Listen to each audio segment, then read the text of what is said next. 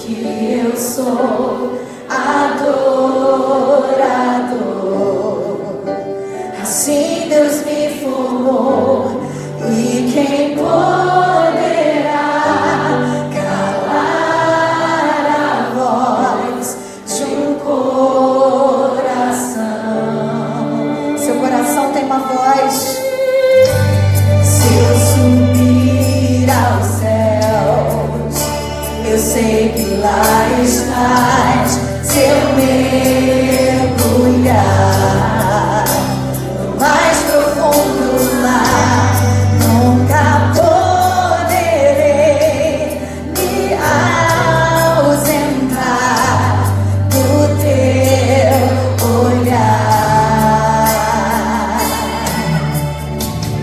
Tu és o Deus que me sonda. Tu és o Deus que me vê. Não tenho todas as respostas, mas de uma coisa sei o que é: toda minha vida te adorarei. Adorar é o que sei, adorar é o que sou. Nada pode calar um adorador. Não existem prisões que contenham a voz de quem te adora, Senhor. Adorar é o que sei, adorar é o que sou. Nada pode calar um adorador. Não existem prisões que contenham a voz de quem te adora, Senhor. Adore a Deus, adore. Se eu vencer, te adoro. Se eu perder, te adoro. Se eu subir, te adoro. Se eu descer, te adorar é o meu prazer. Minha força vem do Senhor. Aleluia! Nada pode calar um adorador. Adorar é o que sei, adorar é o que sou. Te adoramos, Deus, te adoramos. Não existem prisões que contenham a voz de quem te adora, Senhor. Adorar é o que sei, adorar é o que sou. Nada pode calar um adorador. Não existem prisões que contenham a voz de quem te adora, a voz de quem te adora, a voz de quem te adora, Senhor. Aleluia. Espírito Santo de Deus. Aleluia. Aleluia, aleluia. Quantos sentem a presença do Espírito Santo nesse lugar? Quando sentem a presença do Espírito Santo, Deus conosco, Emmanuel. Você pode conversar com Ele através dessa canção. Você pode dizer para Ele o que está no seu coração nessa hora. Espírito Santo, vamos fazer o coral? Ore por mim. Leve pra Deus tudo aquilo que eu preciso. Espírito Santo, use as palavras que eu necessito usar, mas não consigo. Peça ajuda a Ele. Me ajude nas minhas fraquezas. Diga para Ele. Não sei como devo pedir. Espírito Santo, vem interceder por mim. Todas as coisas cooperam tão bem daqueles que amam a Ti. Espírito Santo, vem orar por mim. Estou clamando, estou pedindo, só Deus sabe a dor que estou sentindo. Meu coração está ferido, mas o meu clamor está subindo. Estou clamando, estou pedindo, só Deus sabe a dor que estou sentindo. Meu coração está ferido, mas o meu clamor está subindo. Obrigada, Espírito Santo, porque Tu não és um Deus surdo que não possa ouvir o nosso clamor. Obrigada, porque cada palavra que estamos expressando aqui de adoração está chegando ao Teu trono. Tu és o nosso amigo, Tu és o nosso Deus, o nosso Pai. Nós Te louvamos, Espírito Santo de Deus. Todas as coisas cooperam tão bem daqueles que amam a Ti. Espírito Santo, vem orar por mim. Estou clamando, estou pedindo, só Deus sabe a dor. Estou sentindo, meu coração está ferido, mas o meu clamor está subindo. Estou clamando, estou pedindo, só Deus sabe a dor que estou sentindo. Meu coração está ferido, mas o meu clamor está subindo.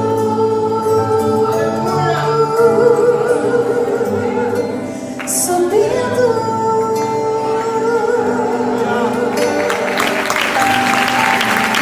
Não precisava ter colocado a próxima, era para cortar.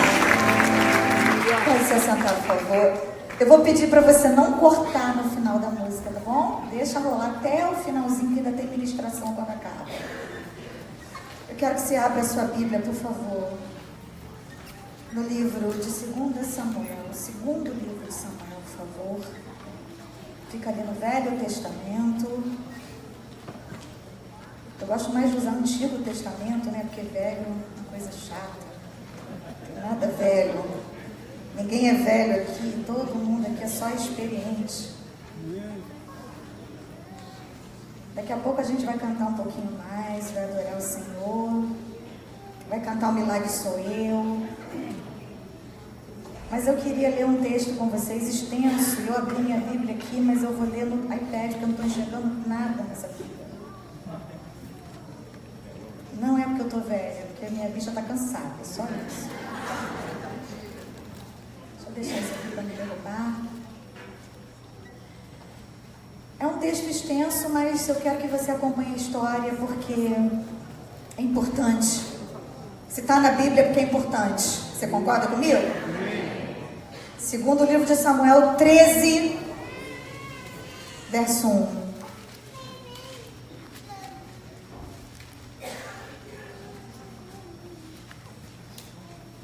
Acharam?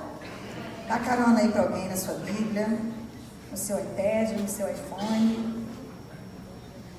E aconteceu depois disto, que tendo Absalão, filho de Davi, uma irmã formosa, cujo nome era Tamar, Aminon, filho de Davi, amou-a. E angustiou-se Aminon até adoecer por Tamar, sua irmã, porque ela era virgem. E parecia aos olhos de Aminon dificultoso fazer-lhe coisa alguma. Tinha, porém, Aminon um amigo cujo nome era Jonadab, filho de Simeia, irmão de Davi, e era Jonadab homem muito sagaz, o qual lhe disse: por que tu de dia em dia tanto emagreces, sendo filho do rei? Não me farás saber a mim? Então lhe disse Aminon: eu amo a Tamar, minha irmã, e irmã de Absalão. E Jonadab lhe disse: deita-te na tua cama e finge-te de doente, e quando teu pai te vier visitar, dize-lhe: peço-te que a minha irmã Tamar venha e me dê de comer pão, e prepare comida diante dos meus olhos, para que eu a veja e coma da sua mão. Deitou-se, pois, Aminon, e fingiu-se de doente, e vindo o rei visitá-lo, disse Aminon ao rei: peço-te que a minha irmã venha e prepare 2 bolos diante dos meus olhos, para que eu coma da sua mão. Mandou então Davi a casa a Tamar, dizendo: vai para a casa do teu irmão Aminon, faze-lhe alguma comida. E foi Tamar à casa de Aminon, seu irmão, ele porém estava deitado. Tomou a massa, amassou, fez bolos diante dos seus olhos e cozeu os bolos, e tomou a frigideira e os tirou de diante dele. Porém ele se recusou a comer e disse a Aminon: fazei retirar a todos da minha presença. E todos se retiraram dele. Então disse Aminon a Tamar: traze a comida ao quarto e comerei da tua mão. E tomou Tamar os bolos que fizera e levou-os a Aminon, seu irmão, no quarto. E chegando-lhes para que comesse, pegou dela e disse-lhe: vem, deita-te comigo, minha irmã. Porém ela lhe disse: não, meu irmão, não me forces, porque não se faz assim em Israel. Não faças tal loucura, porque aonde iria eu com a minha vergonha? E tu serias como um dos loucos de Israel. Agora, pois, eu peço-te que fales ao rei, porque não me negará a ti. Porém ele não quis dar ouvidos à sua voz, antes, sendo mais forte do que ela, forçou e se deitou com ela. Depois Aminon sentiu grande aversão por ela, pois maior era o ódio que sentiu por ela do que o amor com que a amara, e disse-lhe: levanta-te e vai-te. Então ela disse: não há razão de me despedires assim, maior seria este mal do que o outro que já me tens feito. Porém não lhe quis dar ouvidos. E chamou a seu moço que o servia e disse: ponha fora essa e feche a porta após ela. E trazia a ela uma roupa de muitas cores, porque assim se vestiam as filhas virgens do rei. E seu servo a pôs para fora e fechou a porta após ela. Então Tamar tomou cinza sobre a sua cabeça, a roupa de muitas cores que trazia rasgou, e pôs as mãos sobre a cabeça e foi andando e clamando. Senhor, nós te agradecemos pela tua palavra, porque ela é verdadeira. Nós te agradecemos, Senhor, por tudo o que tu tens a nos ensinar, até mesmo através das tragédias que nós vemos de forma tão clara na tua palavra, que é viva e eficaz, poderosa, toda ela, para discernir pensamentos e intenções do coração. Que nessa noite essa palavra também nos transforme e faça de nós pessoas melhores do que entramos aqui nesse lugar, em nome de Jesus. Esse é o pedaço de uma tragédia que nós acabamos de ler, né? Se nós formos dar um nome aqui para essa peça teatral, seria uma tragédia. É um pedaço trágico da história da vida de um rei. Um rei que foi notável por suas conquistas, por suas vitórias. O rei que derrotou Golias. O rei que foi um homem segundo o coração de Deus. E quando você pensa no homem segundo o coração de Deus, você pensa assim: nossa, deve ser um adorador, levanta cantando, passa o dia adorando, vai dormir adorando, a casa dele deve ser uma adoração só. Mas nesse dia, a casa de Davi era uma confusão só, e ele nem sequer tinha conhecimento do que estava acontecendo debaixo do seu nariz. Ele era um poeta, ele era um compositor, ele era um salmista, ele era um homem que tinha intimidade com Deus, que conhecia sim o caminho do coração de Deus, mas ele não foi, de fato, um bom chefe de família. Todos nós temos os nossos defeitos, todos nós temos os nossos segredos, e nem sempre eles são publicados, mas os de Davi estão aqui na Bíblia para a gente ver. E sabe o que eu acho lindo sobre Deus? É que Ele não nos esconde as coisas. Tudo que está aqui na Bíblia é verdade. Se eu fosse Deus, eu esconderia algumas partes. Eu não publicaria algumas coisas. Porque, sinceramente, essa parte é só mais um pouquinho mais baixo que eu vou pedir, tá bom? Pode abaixar bastante o teclado. Eu não publicaria algumas partes, eu faria igual a gente faz no Instagram, no Facebook e no Twitter. Só publicaria a parte boa. Quando a gente vem para a América, né, e a gente compra um carrão que lá no Brasil custa 50 mil reais e aqui é bem mais barato, aí a gente publica: olha pai, olha mãe, que carrão que eu comprei aqui, olha que bênção. Isso é uma coisa boa de se compartilhar, isso dá vontade de dividir, e é para dividir mesmo, porque coisas boas a gente tem que dividir. Quando a gente viaja por esse Brasil afora para pregar a palavra de Deus e é bem recebido nos lugares, aí a gente publica, que é para poder dizer: olha que bênção, foi recebido como queca, com beijinho, com carinho. Mas tem lugares que a gente vai e que a gente não é bem recebido, que a gente não é amado, que as pessoas não sabem tratar bem, que as pessoas são hostis. Isso a gente não publica, a gente não escreve, porque não vale a pena compartilhar isso com multidões. Só que nosso Deus, o Deus que tem poder para fazer com que todas as coisas cooperem para o bem daqueles que o amam, Ele tem todo o direito de publicar o que Ele quiser para transformar a nossa vida de dentro para fora. E é por isso que essa história está aqui, porque Deus tem um propósito com ela. Nessa noite eu quero profetizar que até mesmo as tragédias que estão na Bíblia vão servir para você tirar alguma lição para você, e você vai se tornar uma pessoa melhor do que você era. Você recebe essa palavra? Tamar foi uma jovem filha de um rei, virgem, provavelmente esperando que um príncipe de uma nação vizinha, aliançada com seu pai, viesse para casar com ela. Uma jovem cheia de sonhos, uma jovem que vestia uma túnica colorida para que os outros soubessem que ela era virgem e que ela era filha do rei. Ela tinha uma identidade, ela tinha um pai, ela tinha uma família, ela não era uma largada. E ela não foi atacada por um filisteu. Ela não foi atacada por um vizinho inimigo. Ela foi atacada dentro de casa por um irmão, por alguém que ela jamais esperou que fosse fazer tamanha maldade com ela. Ela entrou naquela casa inocentemente para servir o seu irmão doente. Naquela época os meio-irmãos podiam casar com as suas irmãs. Havia um costume na época. Tamar era meia-irmão de Aminon. Aminon era o filho primogênito de Davi. Você pode conferir na Bíblia depois. Davi teve várias esposas. Graças a Deus hoje esse costume acabou, irmãos. Glória a Deus, aleluia. Né? Você que tem aí o seu marido, dê glória a Deus. Você que tem a sua esposa, que mal dá conta dela, dê glória a Deus também. Porque pagar a conta, comprar sapato na América para mulher, cinto e bolsa, e roupa e comida na boca dos filhos, é muita coisa. Só o rei Davi mesmo para ter um monte. Depois Salomão, filho dele, que teve mais, não sei, 1000, né? Incluindo as concubinas, como é que conseguia, né? Não sei. Mas Davi tinha algumas mulheres, dentre elas Ainoã. E Ainoã tinha esse filho chamado Aminon, que era o primogênito de Davi. Davi amava muito esse filho. E ele teve outra filha com Maaca, essa filha Tamar. E Absalão também era filho da mesma mulher. Então Absalão e Tamar eram irmãos legítimos. Eles eram irmãos da mesma mãe e do mesmo pai. Porém Aminon não. Aminon era filho de outra mulher, da Ainoã. E Aminon foi que se namorou de Tamar. Ele era meio irmão dela. Ele poderia ter pedido a mão dela, Davi. Só que ele não queria a mão dela. Ele queria apenas se aproveitar dela. Ele queria apenas satisfazer o seu capricho. Ele queria apenas satisfazer a sua vontade momentânea, a vontade da sua carne. E ele praticou assim um incesto, seguido de um estupro, seguido de um assassinato. Porque 2 anos depois que isso aconteceu, a Bíblia diz, você pode pode continuar lendo essa história trágica aí. Que Absalão, que era o irmão legítimo de Tamar, ele esperou a poeira baixar, fez uma festa na casa dele, chamou todo mundo para ir, até o pai dele, para não levantar suspeitas. O pai não foi, e ele disse: então manda o meu irmão mais velho para te representar.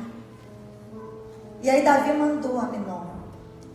E a Bíblia diz que quando ele já estava alto do vinho, que ele já estava alegre, feliz, relaxado, Absalão pega os seus servos e manda matar o seu irmão. Absalão mandou matar Aminon, indignado com a indiferença de Davi, porque Davi não fez nada para castigar Aminon naquela época. Davi apenas ficou triste, mas ele não fez nada. Você pode ler, está tudo na Bíblia, bem explicadinho. Como eu disse a vocês, ele era um ótimo adorador, mas ele não era um pai de família assim tão exemplar. Todos nós temos os nossos segredos e os nossos defeitos.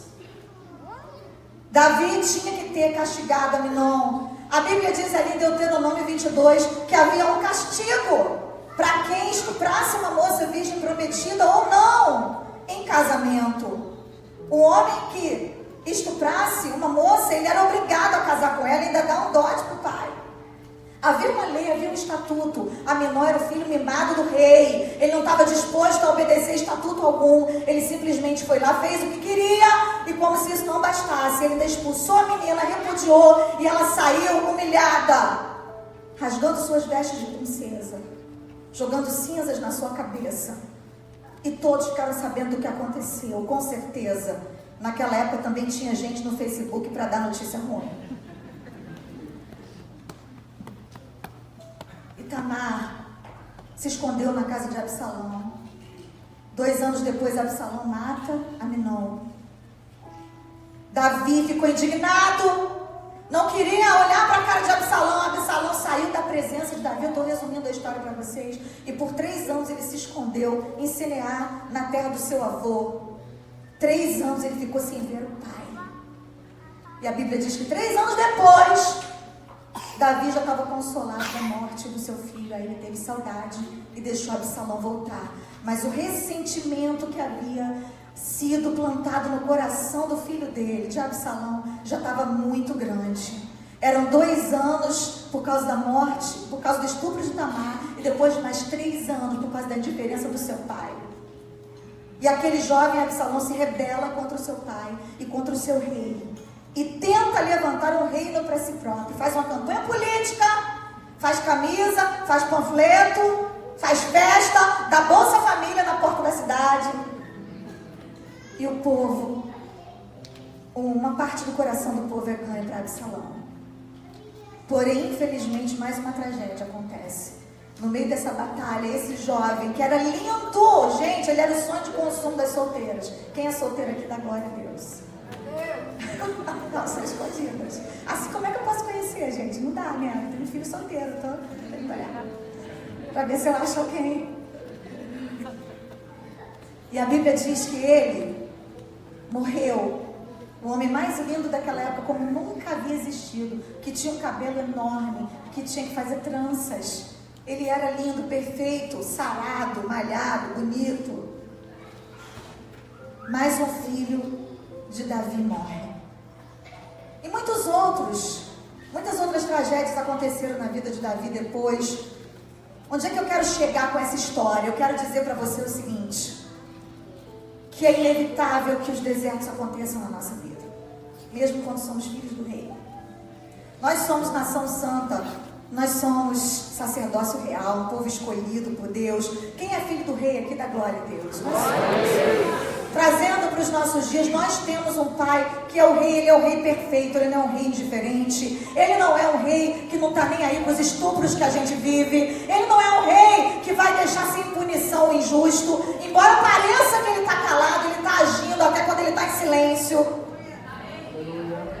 Porém, o fato de nós termos um rei perfeito como pai não nos isenta das adversidades. Nem mesmo o fato de sermos filhos do Rei dos Reis, do Senhor dos Senhores, do Criador dos céus e da terra, nem isso pode impedir que nós eventualmente atravessemos alguns desertos nessa vida. Mas eu quero dizer para você que o deserto é um lugar de passagem para nós que somos filhos do Rei. O deserto não é a nossa casa. Não precisa construir sua tenda no deserto. Não precisa se conformar com esse lugar de dor e de sofrimento. Você não vai ficar aí para sempre. Porque você é filho do Rei. Ele preparou um lugar melhor do que esse para você. Agora, já que é inevitável passarmos por situações difíceis, já que a Bíblia não esconde aquilo que viveram nem mesmo as famílias mais nobres da Bíblia, então eu quero apresentar algumas sugestões para você, porque nesses meus 45 anos de vida eu também já vivi alguns desertos.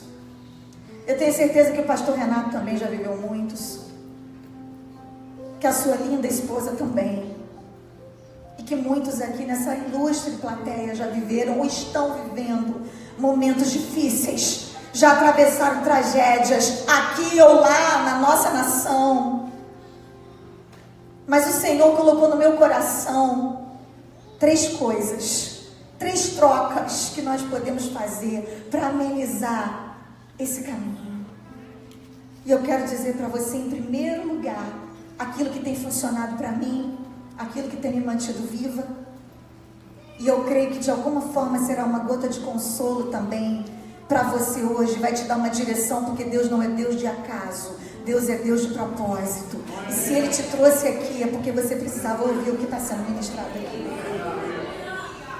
Em primeiro lugar, a minha proposta para você é: troque a sua túnica colorida pela armadura de Deus. Você é filho do Rei.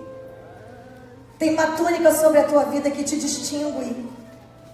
Quando as pessoas te olham, claro, elas veem algo diferente em você. O teu linguajar, a tua maneira de se comunicar. Quando a gente começa a conversar, o povo já sabe que a gente é crente, porque o crente está sempre glorificando a Deus. O crente sempre solta um Deus te abençoe, uma paz do Senhor Jesus. Deus está no controle, aleluia, está amarrado. Essa coisa de crente, é o crentez. O crente se revela, onde ele está não dá para esconder, né? Uma cidade debaixo, não dá para esconder uma lamparina debaixo de um velador, não dá para esconder uma cidade edificada sobre um monte. Nós somos assim, nós somos crentes, nós somos filhos de um Deus que quer nos expor, que tem prazer em nos mostrar para o mundo. Resplandeça a vossa luz diante do mundo, para que eles vejam as vossas obras e glorifiquem ao vosso Pai que está nos céus. Há um propósito para que a gente se revele assim, é para que o nome do Senhor seja glorificado. Porém, já que nós não temos como nos defender das situações difíceis que inevitavelmente acontecerão, embora a vida não seja só de tribulações, nós também vivemos tribulações, nós precisamos aprender a lutar com as armas certas. Isso me faz lembrar da história de outro jovem que recebeu uma túnica colorida. O nome dele era José. Ele era o filho preferido de Jacó, que tinha 12 filhos, fora Diná, que não é nem contada, que naquela época, graças a Deus, isso mudou também, as mulheres não eram muito valorizadas. E a Bíblia diz que José, ele foi traído pelos irmãos, ele foi capturado por eles, quando estava indo pegar notícias deles para levar para o pai. Os irmãos já tinham inveja dele, pegaram José, venderam para os ismaelitas, jogaram dentro do poço, levaram a sua túnica colorida rasgada, suja do sangue de um animal, entregaram-na nas mãos de Jacó e disseram que ele havia morrido. Mais uma história triste. E Jacó por 15 anos chorou a morte de José. E a Bíblia diz que todos foram lá para consolá-lo, todos foram lá para abraçá-lo, mas ele simplesmente se recusou a ser consolado. José estava com a túnica colorida quando foi atacado. Tamar estava com a sua túnica colorida quando ela foi estuprada. O fato de nós termos sobre nós, no mundo espiritual, um nome, que é a nossa túnica colorida, o nome de crentes, e do inferno saber que somos crentes, não nos isenta dos ataques. Não nos isenta das lutas eventualmente. Mas o Senhor não nos deixa desamparados. Ele nos dá uma direção para que nós possamos nos defender. E Ele nos mostra como. A Bíblia diz na segunda carta de Paulo aos Coríntios, verso 10, que as armas da nossa milícia, elas não são carnais, mas elas são poderosas em Deus para a destruição de fortalezas. E na sua outra carta para os Efésios, Paulo diz assim: revesti-vos de toda a armadura de Deus, para que vocês possam estar firmes contra as astutas ciladas do diabo. E mais à frente ele continua dizendo: porque a nossa guerra não é contra a carne, não é contra sangue, não é contra pessoas, mas contra principados, potestades, poderes que habitam nas regiões celestiais. Baseada nessa palavra, querida, meu conselho a você, meu amado, minha amada que hoje estão aqui, é: aponte o seu canhão para o lugar certo. Pare de brigar com seus irmãos e brigue com Satanás. Pare de brigar com seus pastores. Pare de brigar com seu marido, com a sua esposa. Não estou falando aqui que casa de crente não tem pancadaria de vez em quando, porque é mentira. Tem, lá em casa tem também. A gente discorda. A gente às vezes, ninguém se bate, pelo amor de Deus, a gente discute. A gente argumenta, é verdade. Eu então adoro argumentar muito, porque mulher gosta de argumentar mais. Gosta de ter razão. Meu marido é maravilhoso, ele tem muita paciência comigo. Ele sempre está disposto a ouvir minhas 8.000 palavras diárias, no mínimo, que a mulher tem que falar. Mas a questão é que a gente vai amadurecendo e aprendendo isso, amados, conforme a gente cresce em Deus. Eu lembro que quando eu casei, eu já contei esse testemunho algumas vezes, mas eu nunca estive aqui. Eu e meu marido tivemos muitos problemas conjugais, porque ele me deu muito trabalho, sabe? Vocês veem lindo assim, maravilhoso, bem tratado, mas ele me deu muito trabalho, esse homem lindo. Que hoje ele está pronto, hoje ele é um pastor cheio do Espírito Santo. Porque Deus não dá nada que não preste para ninguém. O Senhor me disse: você pode casar com ele, porque ele vai ser um pastor, vai ser uma bênção. Eu acreditei isso, eu segurei essa palavra, fiquei com essa palavra. Mas depois que eu casei, Odilon, porque ele quis, por decisão própria do coração dele, ele teve uma recaída nas drogas que ele já tinha usado quando ele era solteiro.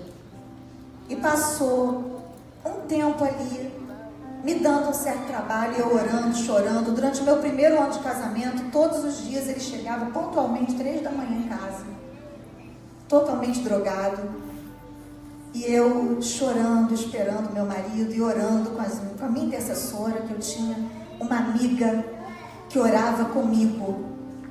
Porque faz parte da batalha ter amigos para nos ajudarem em intercessão. Então não se isola aqui não. Eu sei que você está numa terra distante, eu sei que você está num lugar longe dos seus parentes, dos seus amigos, mas você tem aqui um lar espiritual. Se você não tem uma igreja, aqui tem uma para você frequentar. Frequente uma igreja, se abrace, se apegue a pessoas, tenha relacionamentos, concretos, próximos e íntimos.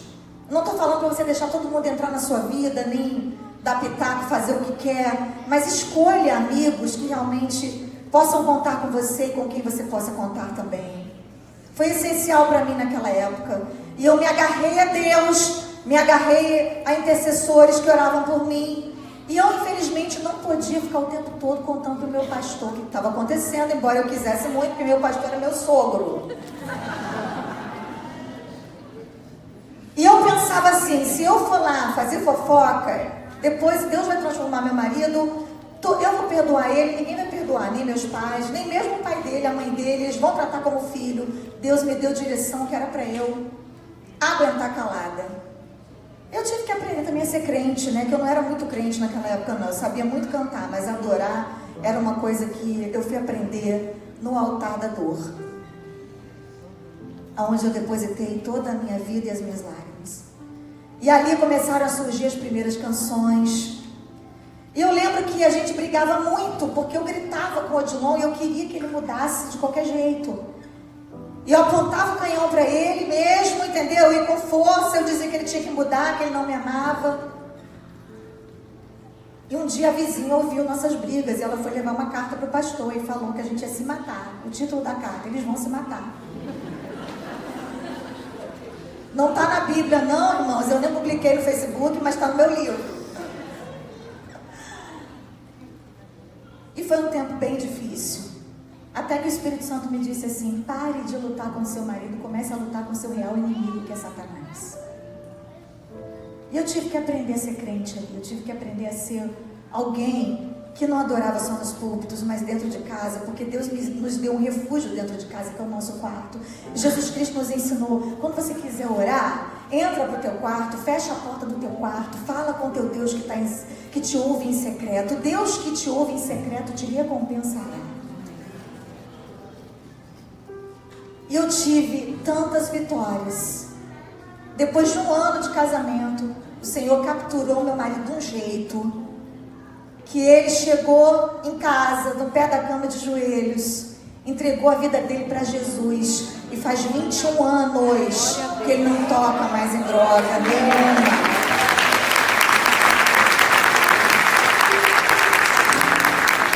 Depois que isso aconteceu, ele foi consagrado auxiliar de trabalho, diácono, que na Assembleia de Deus lá do Rio de Janeiro era assim, né? Depois passou a dirigir um culto com o pai, que era vivo. O pai do meu marido, ele foi sogro do pastor Silas Malafaia, foi ele que consagrou o pastor Silas Malafaia. O meu marido é irmão da pastora Elisete Malafaia. E nós fomos criados ali naquele ambiente, no meio de pastores. Só que Deus não tem netos, Deus tem filhos. Cada um toma a sua decisão na vida, escolhe o seu caminho. Deus te faz uma promessa, mas você decide se vai seguir em direção a ela ou se você vai por onde você quiser, dar voltas no deserto, se ferrar. Se você vai chegar lá todo quebrado e arrebentado na promessa, ou se você vai chegar inteiro. Seria tão bom se nós pudéssemos dizer: nunca nos desviamos da presença de Deus. O testemunho mais lindo é aquele que você pode dar diante de uma igreja dizendo: eu nunca me afastei do Senhor. Esse é um testemunho maravilhoso. Mas infelizmente, na maioria dos casos, nós vemos que não é assim. Nós temos histórias que nos marcaram, nós temos tragédias que nos cercaram, mas nós temos também um Deus que nunca nos abandonou, que nunca nos deixou sozinhos no caminho. E o apóstolo Paulo fala sobre essa armadura de Deus. Ele fala sobre o cinturão da verdade. Porque vestir o cinturão da verdade não é só você ir lá e fazer um ato profético dizendo que está se vestindo do cinturão. É você dizer a verdade. É você ser uma pessoa que apoia a verdade, porque você é filho da verdade. E o pai da mentira é Satanás. Quem gosta de mentira é o diabo. Então, se você quer vestir o cinturão da verdade, comprometa-se com a verdade a partir de hoje, querido. Feche essa brecha na sua vida. A couraça da justiça é Jesus. Nós não somos donos da verdade. Nós não sabemos tudo. Nós não podemos libertar as pessoas. Nem Jesus libertou a todos, porque nem todos quiseram ser libertos. O nosso papel é mostrar, o nosso papel é pregar, mas é Jesus, o sangue dele que purifica de todo pecado. Eu não entendia isso, eu queria transformar o Odilon como eu tento transformar as pessoas que eu amo até hoje. Eu ainda caio nessa tentação, mas aí eu lembro que é o Espírito Santo que convence, não sou eu. E ele diz: preparação do Evangelho da paz, calce os seus pés com essa preparação. A Bíblia diz que lâmpada para os meus pés é a tua palavra e luz para o meu caminho. A palavra de Deus é poderosa. Nos momentos em que a gente se sente mais desamparado, mais sozinho, mais perdido, a palavra de Deus, ela é a luz que nos ilumina, ela é a direção que nós precisamos para seguir adiante. É a palavra de Deus que nos mantém vivos e que nos mantém de pé. E ele fala sobre o escudo da fé, que é uma arma de defesa. Amados, se não fosse o escudo da fé sobre mim, nesses últimos tempos da minha vida, eu não estaria aqui ministrando para vocês hoje. Eu estaria num quarto escuro, fechada, sem tomar banho e sem escovar os dentes em depressão. E eu sei que muitos aqui já viveram perdas desse nível. Mas a fé, ela não é só sobre aquilo que a gente está vendo, muito pelo contrário. A fé é o firme fundamento das coisas que não se veem. Ela é a prova das coisas que se esperam. Talvez tudo que você veja ao seu redor seja morte, tristeza e dor e perdas nesse momento. Mas a fé te faz enxergar além. A fé te faz acreditar que dias melhores virão apesar das perdas. Que momentos alegres vão acontecer apesar das lágrimas que você está derramando hoje. Que isso que você está vivendo hoje não é o que te define. E muito menos, isso que você está vivendo hoje não é o que define o amor de Deus por você. Deus não ama a gente menos quando a gente sofre mais ou menos. O amor de Deus, ele é intacto, independente do momento da situação que estejamos vivendo. Então, revista-se do escudo da fé e creia no amor de Deus, creia no amanhã de Deus, creia no futuro que Deus tem para você. Ele fala do capacete da salvação. A nossa mente precisa estar protegida. O apóstolo Paulo disse lá em Filipenses: não andeis ansiosos por coisa alguma, antes façam as vossas petições conhecidas diante de Deus. E mais à frente ele diz: a paz de Deus, que excede todo entendimento, vai guardar as vossas mentes e os vossos corações. A nossa mente, ela é um campo de batalha. E se nós deixarmos, Satanás vem e vence a guerra. Ele quer nos dizer que Deus não se importa. Ele quer dizer que o que aconteceu conosco foi um erro de Deus. Que nós fomos um erro de Deus. Ele quer dizer que Deus foi tirano. Que Ele foi injusto. Que Ele não nos ouviu.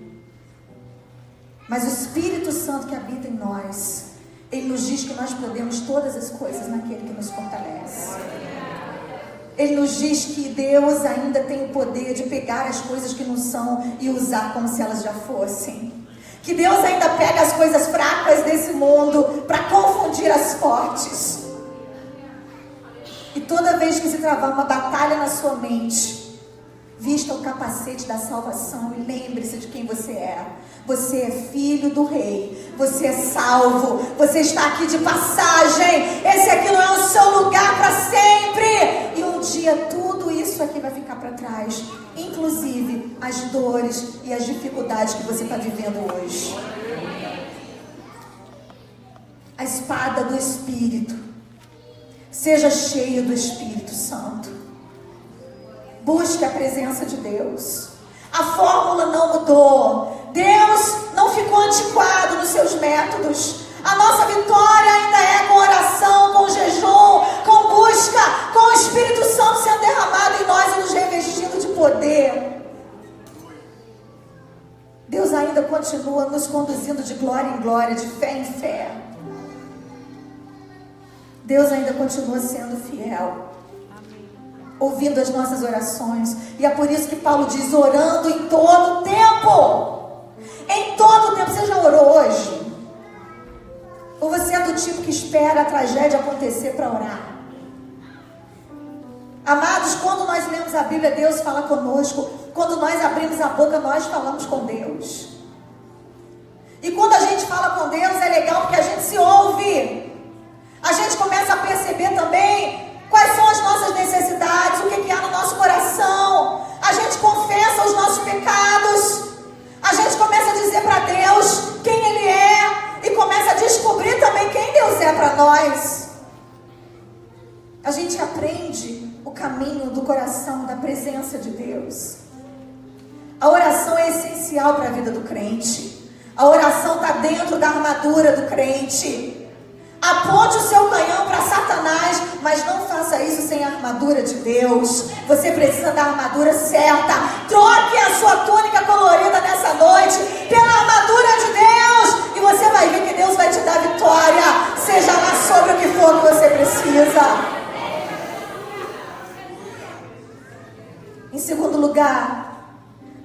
proposta para você é: troque a sua dor pela presença de Deus.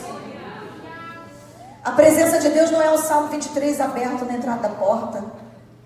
A presença de Deus não é a arca da aliança réplica na entrada para espantar o mal olhado os demônios. Nem uma figa pendurada num cordão. A presença de Deus não é a imagem de alguém que você respeita. A presença de Deus é o Espírito Santo em nós. Ele é o Deus Emanuel. Ele não prometeu nos explicar tudo, amados. Nós não temos explicação para tudo o que acontece. Nós não temos explicação. Deus não explica em nenhum momento por que Tamar foi estuprada, por que aconteceu o que aconteceu com ela. Ele não atribui a ela culpa alguma. A Bíblia não deixa nenhum rastro de que ela seduziu aquele jovem, de que ela andava de forma indecente, de que ela dava para ele sinais de que ela estava facilitando esse caminho para ele. A Bíblia não diz isso. E ainda que fosse, isso não justificaria tamanha barbaridade. A Bíblia não explica tudo. Deus não nos explica tudo. Pare de ficar o tempo todo pedindo explicação para Deus sobre o que aconteceu. Senão você vai ficar preso lá atrás, querendo explicações e deixando de viver o hoje, e deixando de seguir em direção às promessas. Há 1 ano e meio atrás, todos aqui sabem que eu devolvi para Deus o meu filho. Eu devolvi porque meu filho sempre foi do Senhor desde o meu ventre. Esse lugar só me lembra ele. Eu não sei nem porque que eu volto aqui, mas eu volto para ser curada. Porque no mesmo lugar onde eu vivi momentos inesquecíveis com o Mateus, hoje eu estou vivendo um momento inesquecível com o Lucas. Eu estou feliz de poder deixar o meu filho aqui nesse lugar, para estudar, para poder se preparar, para ter um futuro melhor. Glória a Deus por isso, eu agradeço a Deus por isso. Deus não leva a gente num lugar para nos torturar, Ele nos leva a gente às vezes até no lugar de dor, para nos curar, porque o remédio às vezes é amargo, mas o resultado é eficaz. Não despreze os remédios amargos de Deus. Às vezes incomoda mesmo, mas é porque vai produzir cura para a sua vida.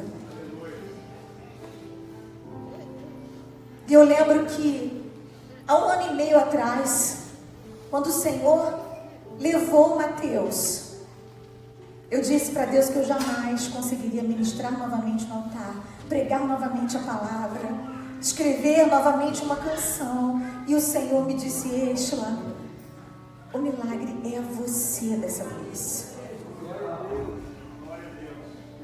Às vezes o milagre não é o que a gente espera, não é como a gente escreveu no nosso diário, não é como a gente idealizou, mas a gente ainda tem a presença do Senhor. Então o milagre somos nós. Deus não prometeu nos explicar tudo o que acontece com a gente, mas Ele prometeu: eis que estarei convosco todos os dias até a consumação dos séculos. Até o fim dos tempos Ele vai estar conosco.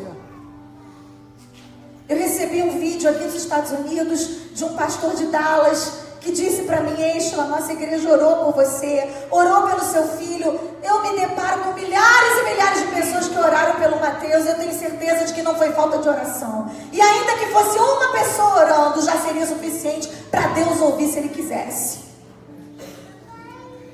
Mas a verdade é que às vezes Deus não quer. E não cabe a nós perguntar para Deus: Senhor, será que o Senhor vai querer dessa vez? Faz aí a tua vontade. Não, o nosso papel é clamar e orar para que Ele faça. É insistir pelo milagre. Agora, se Ele quer ou não quer fazer, é com Ele, é soberania dEle. Eu não vou ficar sofrendo por antecipação, pensando que Deus pode fazer ou não de ruim amanhã, ou permitir acontecer, né? Porque não é Ele que faz nada de ruim, mas as coisas ruins acontecem, e só acontecem com a permissão de Deus. Isso é um mistério que talvez no céu você vai entender, mas enquanto você estiver aqui nesse plano físico, nesse lado da eternidade, nem tudo sobre Deus você vai conseguir entender. E é por isso que Ele é Deus. Mas uma coisa você vai poder ter para sempre na sua vida: o abraço dEle, o toque dEle, o refrigério dEle, o consolo dEle, A presença dele enchendo a sua vida, enchendo a sua casa, enchendo seu coração de uma alegria que você não vai poder explicar de onde vem, te dando capacidade para sorrir no momento em que você pensou que jamais isso seria possível outra vez, te capacitando a viver novos sonhos, colocando no seu coração novos projetos, fazendo você vencer cada adversidade. Esse é o nosso Deus. Esse é um Deus de vitória. Tamar foi humilhada, foi usada, foi posta para fora de casa.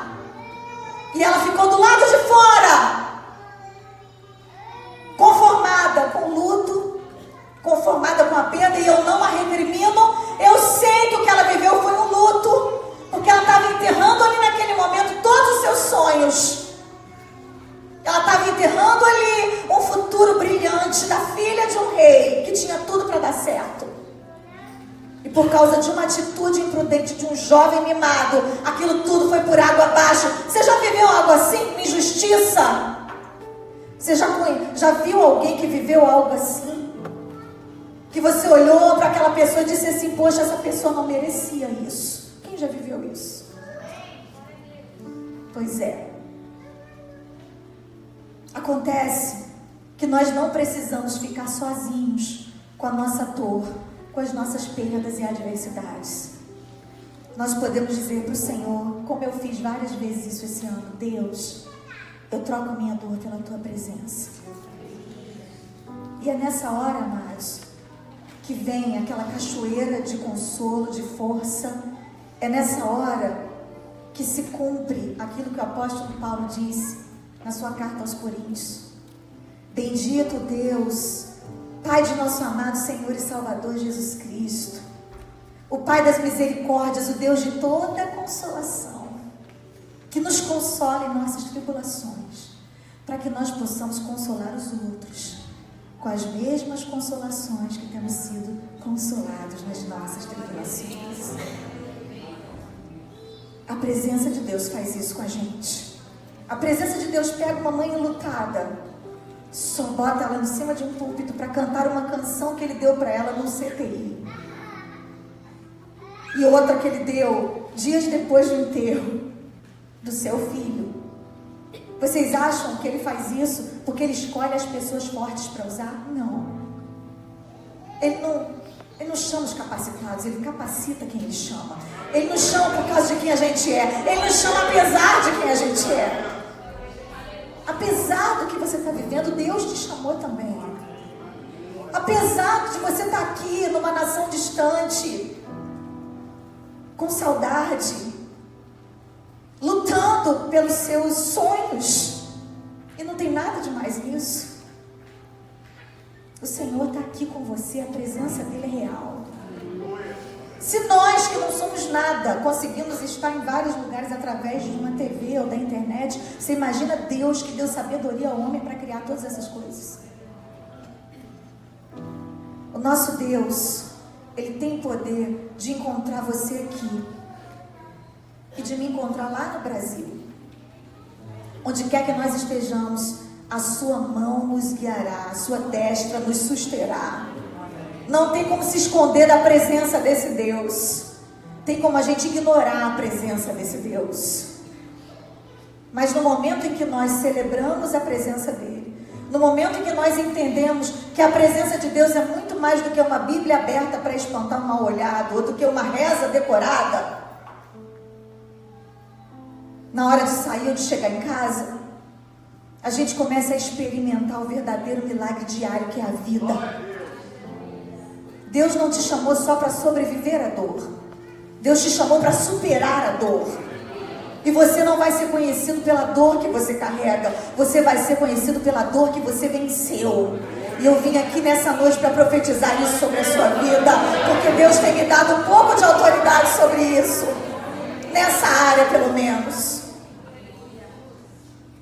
A dor que você carrega vai inspirar canções, vai inspirar livros, vai inspirar mensagens, vai fazer com que você tenha uma força motriz para cuidar de outros com a mesma dor. É assim que Deus faz. É assim que Deus age. É por isso que nessa noite eu vim te dizer: troque a sua dor pela presença de Deus. E em terceiro e último lugar, eu já estou encerrando, troque as suas vestes de luto por vestes de louvor. Cadê os adoradores aqui nesse lugar? Nós somos adoradores do Deus vivo. Adorar é reconhecer como Deus. Quando você reconhece como Deus, você está dizendo para o inferno quem é que está no controle. O murmurador, o desesperado, é aquele que não tem Deus no controle da sua vida. Pelo menos ele pensa que Deus não está. Ele não reconhece o lugar de Deus, então ele coloca a dor no lugar de Deus. E as pessoas começam a ficar parecidas com a dor que elas idolatram.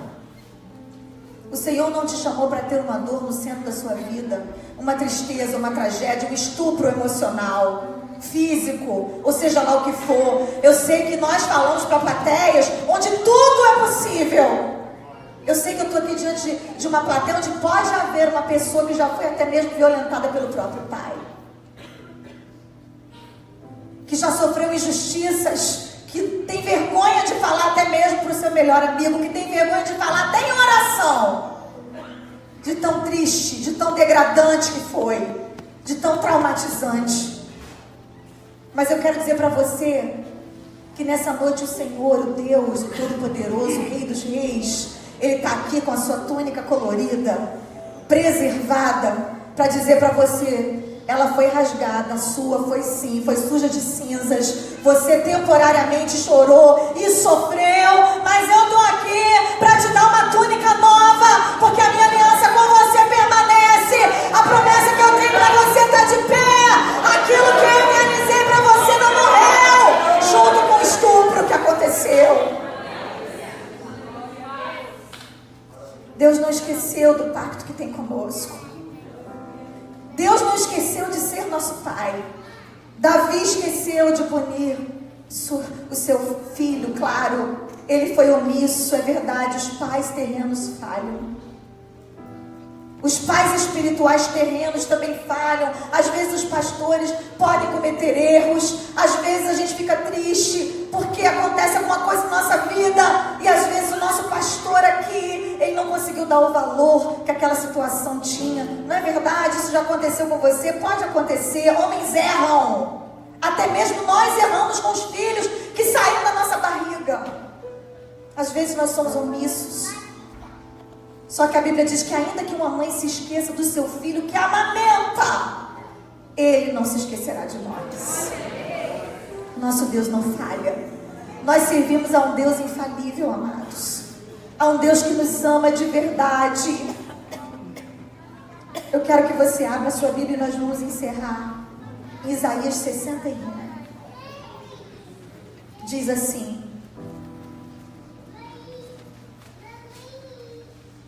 o Espírito do Senhor Deus está sobre mim, porque o Senhor me ungiu para pregar boas novas aos mansos, e enviou-me a restaurar os contritos de coração, a proclamar liberdade aos cativos, e abertura de prisão aos presos, e a apregoar o ano aceitável do Senhor, e o dia da vingança do nosso Deus, e a consolar todos os tristes. Repita comigo: todos os tristes. E a ordenar acerca dos tristes de Sião, que se lhes dê glória ao invés de cinza, óleo de gozo ao invés de tristeza, vestes de louvor ao invés de espírito angustiado, a fim de que se chamem árvores de justiça, plantação do Senhor, para que Ele seja glorificado. A sua vida tem um propósito. Você não está vivo por acaso. Você não é um erro de Deus. Muitos queriam estar aqui e não estão. Muitos estão no leito de hospital respirando por máquinas. Muitos não puderam se locomover. Muitos tiveram a sua carreira interrompida. Foram embora, morreram jovens. E nós fica a saudade. Dos que estão com o Senhor, fica um descanso. Para aqueles que não morreram em Cristo, fica uma eternidade de dor e de tristeza. É assim que nós cremos, porque nós sabemos que existe Deus, que existe céu, que existe inferno. Infelizmente, o inferno existe, isso é verdade. Mas enquanto nós estivermos aqui, nesse mundo, nós temos a chance de escolher para onde vamos. E nós temos a chance de escolher o que a gente faz com o que a vida faz com a gente. A gente pode ficar do lado de fora com a porta trancada na cara, com as vestes rasgadas e cinzas sobre a cabeça, o resto da vida lamentando a dor que viveu. E eu creio que Deus vai ficar olhando e lamentando com a gente, dizendo: eu respeito a sua dor e eu respeito a maneira como você escolhe sofrer. Mas você também pode sofrer agarrado em Deus. E aí, nesse caso, a sua dor vai ser uma leve e momentânea tribulação. Ela vai durar o tempo que tem que durar. Ela não vai se estender por décadas. Ela não vai fazer com que você fique dando voltas no deserto. Ela vai te dar força para você avançar e ainda ajudar outros a vencerem as suas dores. Porque há um propósito na sua vida. Você veio, assim como Jesus, você veio a esse mundo, assim como nós acabamos de ler aqui, para ajudar pessoas a receberem glória ao invés de cinzas. Repita comigo: glória ao invés de cinzas, óleo de alegria ao invés de tristeza, vestes de louvor ao invés de espírito angustiado. Entenda, amado, eu respeito a sua dor e eu espero que você respeite a minha. Tem dia que eu não consigo pregar, que eu subo aqui e só choro, mas eu prefiro chorar no altar de Deus e ser curada um pouco mais do que ficar trancada no meu quarto perguntando para Deus por quê. Eu recebi um vídeo de Dallas que eu esqueci de concluir para vocês. O que foi que o pastor disse? Ele disse para mim: Eshla, pare de perguntar para Deus por que você perdeu seu filho e comece a perguntar para Deus: o que eu faço entre hoje e a minha eternidade? Porque o que você faz é mais importante do que entender o porquê de Deus. Algumas pessoas Deus revela o porquê, para outras não. E se Deus escolheu não te revelar o porquê da injustiça que você viveu, o porquê do estupro que você sofreu, emocional, físico, ou seja lá, qual foi o tipo de perda que você vivenciou, se você não entendeu, pare de perguntar por quê. Troque suas vestes de luto por vestes de louvor. Enterra o que passou, enterra o que ficou para trás. Ninguém pode viver o futuro se está preso no passado.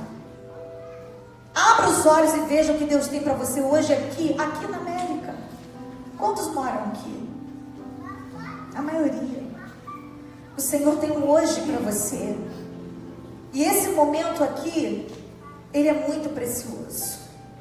Viva esse momento. Ame as pessoas mais do que as coisas. Porque um dia, querido, Deus também vai te chamar para a eternidade. E pode ter certeza que você não vai levar nada do que você conquistou aqui ou no Brasil. Você só vai levar os amigos e os familiares. Você só vai levar aqueles que você ganhar para Deus no decorrer da sua vida. E é isso que importa no fim das contas. Não é o que a gente ganhou, o que a gente conquistou, mas as pessoas com quem a gente conviveu, elas sempre vão ser o nosso maior tesouro. Fica de pé no seu lugar. Eu queria tanto que a Bíblia tivesse um desfecho lindo para a história de Tamar. Eu queria que no final fosse igual assim, a história da Cinderela, sabe? Uma princesa que foi injustiçada, mas que no final das contas apareceu um príncipe num cavalo branco, saradão, igual meu marido. Lindo. E de repente ele pediu a Davi para casar com Tamar, sabendo de tudo que havia acontecido com ela, mas ele não se importou, não tinha problema se ela não era mais virgem, se ela tinha sido estuprada, defamada, tudo bem, eu quero casar com ela mesmo assim. E eles se casaram e foram viver num castelo muito felizes para sempre. Seria bom se todos os finais fossem assim. Só que a Bíblia não me conta o final da história de Tamar. E a Bíblia não conta também o final da nossa história, mas ela conta o final da história, que foi a história mais vitoriosa de todas. De um rei que abriu mão do seu trono de glória e entregou a sua vida e derramou cada gota do seu sangue. E o final dessa história, sabe qual é? É que ele morreu, mas ele ressuscitou. E ele venceu. E porque ele venceu, eu também vou vencer. Eu vou vencer cada adversidade que tiver no meu caminho. E você também vai. Eu não sei qual é o desafio que você tem hoje, amado, sobre os seus ombros. Qual é o problema impossível? Se é uma enfermidade incurável, se é um diagnóstico, se é um divórcio, se é uma traição, se é uma falência. Não sei o que é. Uma decepção? Tudo isso tem jeito. Sabe por quê? Porque você está vivo, o milagre é você. Todos os dias você tem a oportunidade de abrir os olhos e dizer assim: hoje eu sou um milagre. E eu tenho a chance de ser um milagre para alguém. E de viver um milagre de Deus na minha vida. Eu tenho essa oportunidade hoje. Eu estou aqui com vocês. Isso é um milagre para mim. Eu estou aqui com o Odilon, eu estou aqui com o Lucas.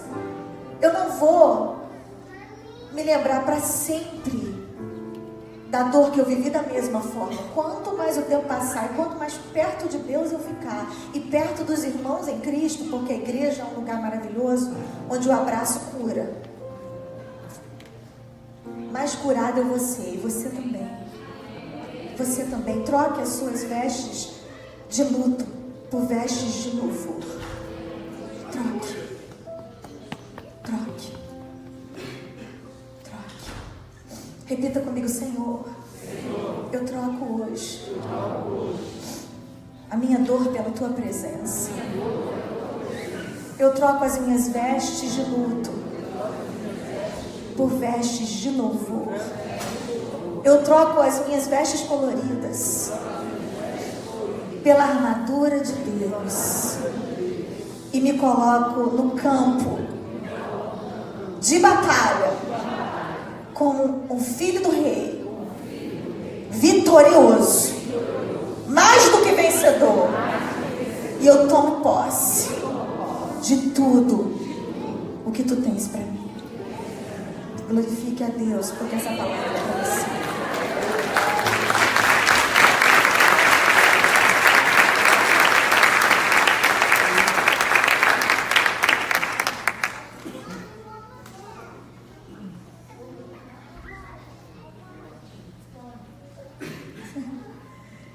Eu queria aproveitar essa oportunidade tão sublime, com a permissão do pastor Renato, para fazer um convite muito especial para você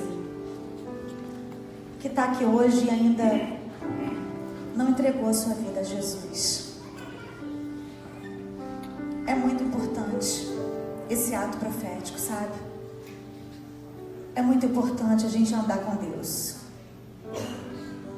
Eu não estaria aqui se não fosse Deus na minha vida. E aquilo que a gente tem de bom, a gente tem que dividir.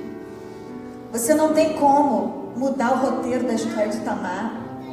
Isso aqui não é uma novela da Globo, nem uma série da Netflix. Não dá para você mudar. Mas você pode mudar o roteiro da sua vida agora. É só você fazer a decisão certa.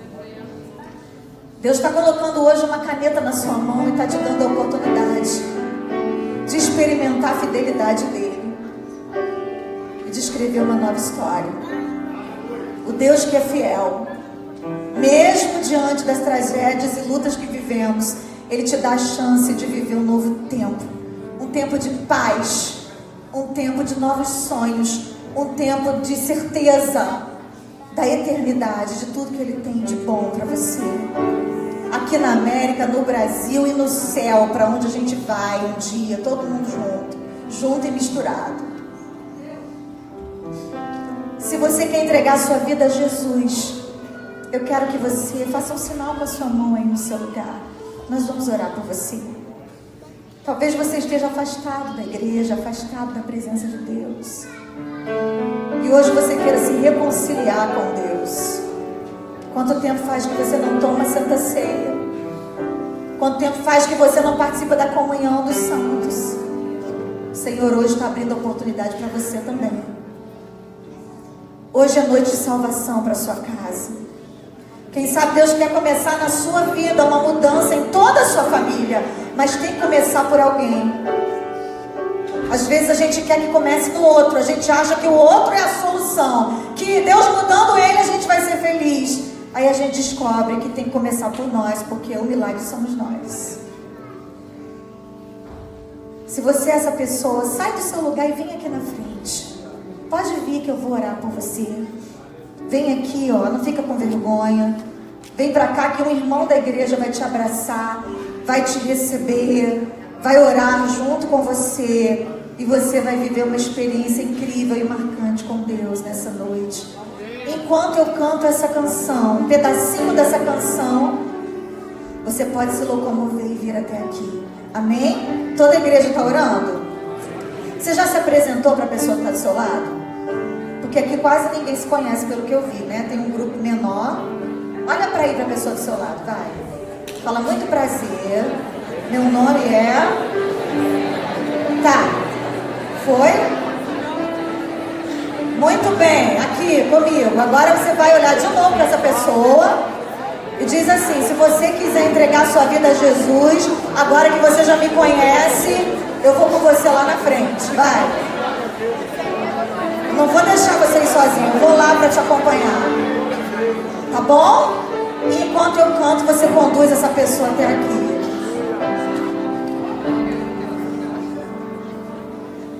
Sei que estás aqui, Senhor. Podes perceber quem sou.